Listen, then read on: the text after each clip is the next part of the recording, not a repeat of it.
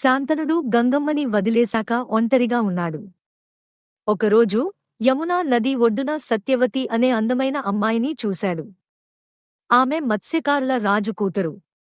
శాంతనుడు ఆమెను పెళ్లి చేసుకోవాలనుకున్నాడు.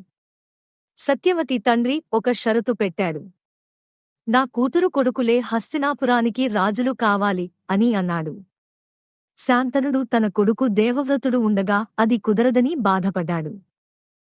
దేవవ్రతుడు, భీష్ముడు ఈ విషయం తెలుసుకున్నాడు.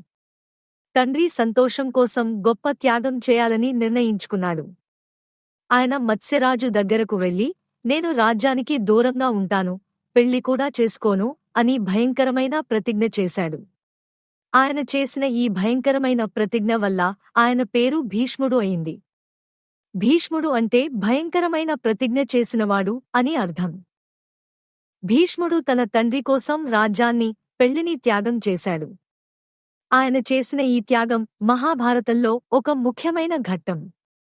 ఈ త్యాగమే మహాభారతంలో అనేక సంఘటనలకు దారితీసింది. శాంతనుడు సత్యవతిని పెళ్లి చేసుకున్నాడు. సత్యవతికి చిత్రాంగదుడు, విచిత్రవీర్యుడు అనే ఇద్దరు కుమారులు కలిగారు.